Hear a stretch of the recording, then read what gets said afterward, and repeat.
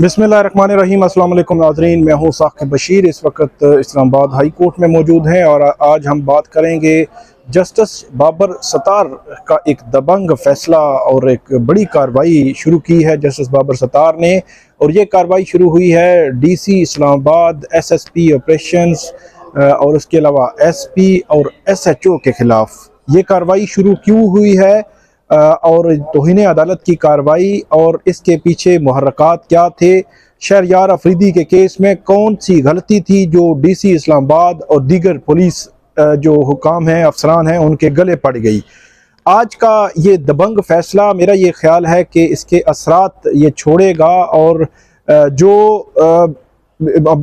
इख्तियारात से तजावुज़ भी हो रहा है, इख्तियारात का बेजा इस्तेमाल भी हो रहा है। और इसके अलावा अगर बात की जाए, एमपीओज़ ऑर्डर भी बग़ैर सोचे समझे जारी किए जा रहे हैं, गिरफ्तारियां हो रही हैं, उन पर इस ऑर्डर का ज़रूर असर होगा, असरात छोड़ेगा। क्योंकि अल्टीमेटली जो अथॉरिटी है, डीसी अथॉरिटी है, एसएसपी ऑपरेशंस अथॉरिटी है, एसपी अथॉरिटी है और एसएचओ भी अथॉरिटी है। ये पूरी एक चेन है, तो पूरी चेन जो है उसके खिलाफ कार्रवाई ये शुरू हुई है। जस्टिस बाबर सत्तार ने शुरू की है। क्या समात का अहवाल क्या रहा, क्यों तौहीन अदालत केस में फर्द जुर्म जो है वो डीसी इस्लामाबाद पर आयद की अदालत ने, और अब आगे जो है वो इस केस में क्या होने जा रहा है, इससे मुतल्लिक हम बात करेंगे। शहरयार अफरीदी के खिलाफ एमपीओ जारी किया गया था। तकरीबन 84 डेज जो है वो शहरयार अफरीदी हिरासत में थे। इस्लामाबाद के डीसी ने एक एमपीओ जारी किया कि उनके बयानात, उनकी प्लानिंग की वजह से और उनके रिहा होने की वजह से नक्शे अमन का ख़तरा है इस्लामाबाद में, इसलिए उनकी जो हिरासत है वो ज़रूरी है और उनको एमपीओ के तहत हिरासत में रखना जो है वो ज़रूरी है। ये एमपीओ जारी हुआ था, इस्लामाबाद हाई कोर्ट में जस्टिस बाबर सत्तार के पास आया। पहले तो अदालत ने बड़ा बरहमी का इज़हार किया जब अदालत के सामने 3 जो सूबे हैं उनकी हाई कोर्ट्स के ऑर्डर्स भी जो अदालत के सामने आए, जिनमें मुख्तलिफ एमपीओज़ को उन्होंने कलअदम करार दिया। इस्लामाबाद हाई कोर्ट पहले ही शहरयार अफरीदी केस में मई में एक एमपीओ कलअदम करार दे चुकी थी। 7-8 केसेस में वो जमानत पर रिहा थे। 84 रोज से वो हिरासत में थे, कभी जेल में, कभी पुलिस की कस्टडी में। तो इस सारे सिनेरियो में इस्लामाबाद के डीसी ने बगैर सोचे, बगैर समझे, बगैर अपना माइंड अप्लाई किए एमपीओ जारी कर दिया और उसके पीछे अल्टीमेटली पॉलिटिकली जो विक्टिमाइज करने का जो तसव्वुर था वो मौजूद था। तो इस तनाजुर में अदालत ने एक तो उसको मुअत्तल कर दिया एमपीओ को, और उसके बाद अदालत ने, जस्टिस बाबर सत्तार ने कहा कि तौहीन अदालत की कार्रवाई शुरू होगी। तौहीन अदालत की कार्रवाई आगे बढ़ती गई। आज चार्ज फ्रेम होना था और अदालत ने चार्ज जो है वो बाकायदा तौर पर फ्रेम कर दिया। जब समात शुरू हुई तो समात के शुरू में ही एडवोकेट जनरल इस्लामाबाद अयाज शौकत जो है वो अदालत के सामने मौजूद थे। डीसी इस्लामाबाद थे, एसएसपी ऑपरेशंस और दीगर पुलिस हुकाम भी मौजूद थे। एडवोकेट जनरल की जानिब से ये इस्तदा की गई कि अदालत जो हमने एक वजाहती एक बयान जो है दिया है, अदालत के सामने रखा है, अदालत उसको देख ले और चार्ज फ्रेम ना करे। उसमें फिर उन्होंने कहा कि जो अफसरान हैं वो अनकंडीशनल अपॉलोजी कर रहे हैं, गैर मशरूत माफ़ी जो है वो अदालत से जो है वो मांग रहे हैं। इस पर जस्टिस बाबर सत्तार ने ये कहा कि चार्ज फ्रेम होगा, जो कुछ आपने कहना है वो ट्रायल के दौरान कह दीजिएगा। और इसके अलावा उन्होंने ये भी कहा कि यहाँ पे आपके खिलाफ तौहीन अदालत की कार्रवाई जारी है और दूसरी तरफ आप मजीद जो एमपीओज़ हैं वो भी जारी कर रहे हैं। और वो एमपीओ का जो इशारा है वो था चौधरी परवेज इलाई की तरफ, कि चौधरी परवेज इलाई को एमपीओ में उन्होंने गिरफ्तार किया था 2 रोज कबल। इस्लामाबाद से ही, लाहौर से गिरफ्तार किया गया था, फिर इस्लामाबाद में लाया गया।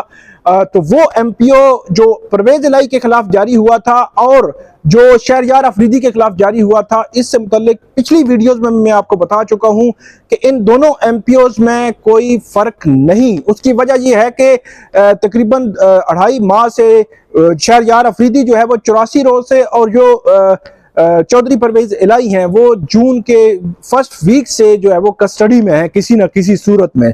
तो आप ये कह सकते हैं कि 60-70 डेज एक बंदा कस्टडी में है तो कैसे नक्शे अमन पैदा कर सकता है। वही सवालात, वही हालात, वही चीजें थी शहरयार अफरीदी के केस में जो चौधरी परवेज इलाही के केस में थी, वही गलती जो शहरयार अफरीदी के केस में की चौधरी परवेज इलाही में केस में भी डीसी ने की। तो अदालत ने उसी तरफ इशारा किया कि यहाँ आपके खिलाफ कार्रवाई चल रही है और आप मजीद भी एमपीओ जो है वो जारी कर रहे हैं। उसके बाद जो जस्टिस बाबर सत्तार हैं उन्होंने चार्ज पढ़ना शुरू किया। चार्ज ये है कि उसका पूरा एक बैकग्राउंड जो है कि इनके खिलाफ फर्द जुर्म की कार्रवाई, चार्ज फ्रेम क्यों हो रहा है, फर्द जुर्म की कार्रवाई क्यों आगे बढ़ाई जा रही है, वो पूरा एक बैकग्राउंड अदालत ने पढ़ा। फिर 1 बाय 1 उसका चार्ज कि ये आप पर इल्ज़ाम है और क्या आप मानते हैं कि ये इल्ज़ाम दुरुस्त है। तो उसके बाद जो मुल्जिम होता है वो कहता है या तो ये अगर कह दे कि हाँ दुरुस्त है तो फिर तो मामला ही खत्म हो गया, वहीं पर अदालत उसका फैसला कर सकती है। लेकिन अगर वो कहे कि नहीं ये दुरुस्त नहीं है, मैं अपना जो है वो दिफा जो है वो अदालत के सामने पेश करूंगा, तो फिर कार्रवाई आगे बढ़ती है। डीसी इस्लामाबाद को जब चार्ज पढ़ के सुनाया गया उन्होंने भी कहा कि मैं जो है वो ये दुरुस्त नहीं है इल्जामात। एसएसपी ऑपरेशंस ने भी कहा ये इल्जामात दुरुस्त नहीं है, एसपी ने भी कहा ये इल्जामात दुरुस्त नहीं है, एसएचओ ने भी कहा ये इल्जामात दुरुस्त नहीं है। तो चारों के इल्जामात दुरुस्त नहीं है। तो इस पर ये कहते हैं कि उन्होंने जो सेहत जुर्म है उससे इनकार किया है।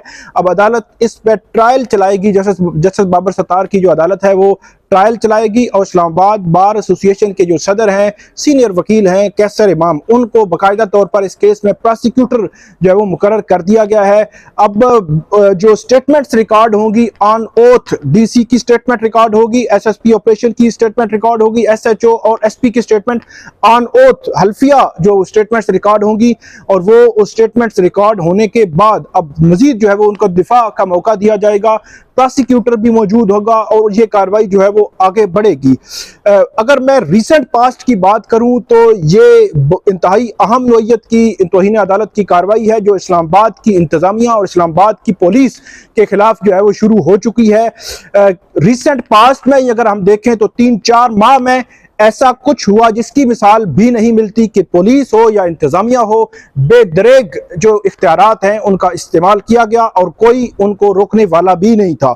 इस्लामाबाद हाई कोर्ट के ऑर्डर्स को भी अगर हम देखें तो 4-5 मिसालें ऐसी मौजूद हैं जहां पे हाई कोर्ट ने बड़े क्लियर अल्फाज में ऑर्डर किए, उन ऑर्डर को क्लियर अल्फाज में वायलेट किया गया। अदालतें जो है वो तहम्मुल का मुजाहरा करती रहीं, लेकिन आखिर आज जस्टिस बाबर सत्तार ने डीसी इस्लामाबाद और दीगर जो पुलिस हुकाम है उनके खिलाफ चार्ज फ्रेम किया है। अब उनका ट्रायल होगा और आज जस्टिस बाबर सत्तार ने जब डीसी इस्लामाबाद ने यह कहा कि जानबूझकर हमने ऐसा नहीं किया और उन्होंने इनकार किया इसका, तो उन्होंने कहा कि आप भी जेल की हवा जो है वो खाएं, आपको भी पता चले कि जिन लोगों को आप इस तरह इख्तियारात से तजावुज करके जेल में भेजते हैं तो वो कैसे वहां के गुजारा करते हैं, आपको भी पता चले कि जेल की हवा या जेल का माहौल जो है वो कैसा है।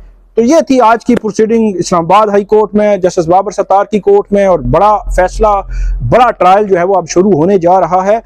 इससे मुतल्लिक जो अपडेट होगी वो आपके सामने हम रखेंगे। डीसी इस्लामाबाद से हमने कोर्ट के बाहर बात करने की कोशिश की, लेकिन उन्होंने कहा कि मामला क्योंकि सब जुडिस है तो इसलिए वो बात नहीं करेंगे, और उसके बाद वो यहाँ से रवाना हो गए। तो नाजरीन, आइंदा भी हम आपको इस किस्म के केसेस से मुतल्लिक अपडेट करते रहेंगे। आप हमें फीडबैक ज़रूर दीजिएगा। अल्लाह हाफिज़।